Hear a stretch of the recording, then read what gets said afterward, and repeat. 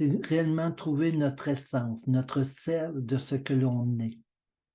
Et si on fait des compromis par rapport à ce que l'on est pour ne pas déplaire à des gens, ou un manque de confiance, un manque d'assumer ce que l'on est, ben, la vie nous ramènera toujours à l'essentiel.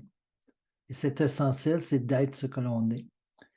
Et si on résiste à ça, je l'ai dit tantôt, je le redis, notre corps va nous amener à revenir à nous. Et si on résiste encore plus fort, ben on va perdre ce qui est le plus essentiel dans notre vie, c'est de se réaliser pleinement dans ce que l'on est, dans ce que l'on fait, avec les gens qu'on aime.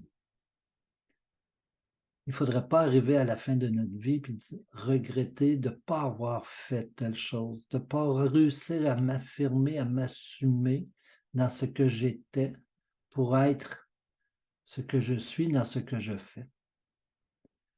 Alors ne résistez surtout pas à ce qui sonne vrai en vous, à ce qui vibre en vous, dans la crainte de perdre quelque chose. À force de vouloir éviter de perdre quelque chose, on se perd soi-même à ce niveau-là. Et là, il n'y a rien d'intéressant de se perdre. Alors, comment on trouve cette passion d'être en nous? C'est premièrement de s'écouter pour se reconnaître, pour reconnaître ce qui sonne vrai en nous. Et ça a commencé très jeune, ce développement de notre être, par l'influence parentale, par l'apport de notre mère, de notre père. On a tendance à dire souvent, ah, lui ou elle ressemble à son père ou à sa mère. Définitivement que l'influence parentale, l'influence de notre famille originale, nos frères, nos sœurs, a un impact sur ce que l'on est.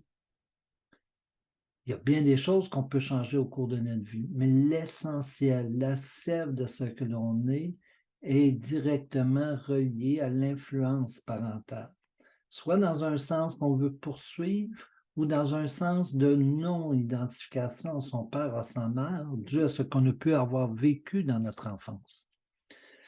Une fois qu'on sort de ce cercle parental très fort dans notre petite enfance, dès qu'on commence l'éducation scolaire, à l'école primaire ou au secondaire principalement, on va avoir certaines influences, certains modèles. Et l'environnement de nos amis aura un impact sur ce que l'on est. Et cet environnement d'amis, il est essentiel à se retrouver bien avec eux ou non avec eux. On va trouver des faux amis, on va trouver des véritables amis, on va trouver des copains avec qui on a du plaisir à faire des choses. Mais ça va s'arrêter à ce volet-là, que de avoir du plaisir à faire quelque chose. Mais ça ne me permet pas, avec ce type d'amis-là, d'être réellement ce que je suis et de me sentir accueilli et de ne pas être jugé dans ce que je suis. C'est sûr que l'effet de la société dans laquelle on vit, que la société au Québec, en France, en Belgique ou dans d'autres pays, en Asie, en Afrique ou dans des pays, je dirais, mettons, je ne sais pas, totalitaires ou autres, a un impact sur ce que l'on est, sur ce que l'on pense. Parce que la société nous amène à penser dans une certaine tranche de vie, dans un volet à être reconnu par ce que l'on fait. Mais est-ce que cette reconnaissance de la société, elle est conforme à moi, elle est en alignement avec moi? Souvent, on a lutté contre cette conformisme que la société nous met en tête par des slogans, par ce qu'on retrouve dans les médias, par les valeurs véhiculées dans les écoles, dans le milieu du travail. L'autre grande influence à reconnaître notre sève, notre essence même, c'est les modèles qu'on a. Pourquoi je m'identifie à tel type de modèle plutôt qu'à d'autres modèles? C'est que ces modèles-là ne sont que le miroir de ce que l'on est. Et alors, il faut bien prendre le temps d'identifier nos différents modèles qu'on a eus au cours de notre vie pour y arriver. Et le dernier volet, par rapport à la famille et tout, c'est ce qu'on appelle la transgénérationnelle. Il se peut fort bien que notre père ou notre mère, dans l'influence qu'ils ont eue, ont un volet qui date d'une génération ou 2 générations précédentes à eux. Alors, il faut bien prendre le temps, des fois, d'aller un peu plus loin que notre père et notre mère. Peut-être qu'on ressemble plus à notre grand-mère, peut-être qu'on ressemble plus à notre grand-père. Et il y a des traits générationnels qui est là. Exemple, il peut y avoir dans une famille personne, mais personne dans la famille, cousins, cousines, frères, sœurs, qui sont en affaires. Et là, on cherche pourquoi cette ambition d'avoir mon entreprise lorsqu'il n'y a personne dans ma famille proche qui sont entrepreneurs. Alors, parfois, on va avoir la réponse par la deuxième, troisième génération, si on est capable d'aller jusqu'à ce point-là. On transporte en nous toujours ceux qui nous ont précédés dans notre famille. Alors, le volet transgénérationnel est un aspect très intéressant pour trouver, identifier, reconnaître ce qui nous fait vibrer en dedans de nous, ce qui nous amène à avoir certains caractères, certaines attitudes, certaines réactions et certaines, appelons ça ambition pour l'instant, de se réaliser plus que d'autres. Et l'autre volet, dans l'écoute de ce qui est en nous, il faut se donner ce temps-là.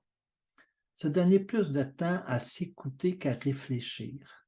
Se donner cet espace intérieur parce que l'être est intérieur. L'être n'est pas à l'extérieur. La personnalité est extérieure à nous. Il y a des gens qui peuvent avoir 2 puis 3 types de personnalités, dépendamment dans l'environnement où ils se retrouvent. Mais l'être, ce que l'on est profondément, est intérieur à nous. Et parfois, il faut briser certaines barrières psychologiques par du renforcement qu'on a eu au niveau familial, au niveau sociétal, au niveau de notre éducation. Briser ces barrières-là psychologiques qui est souvent résume à 2 thèmes, la peur, le doute et peut-être la non-confiance en nous. Alors, il faut franchir ces seuils de vie auxquels on est confronté.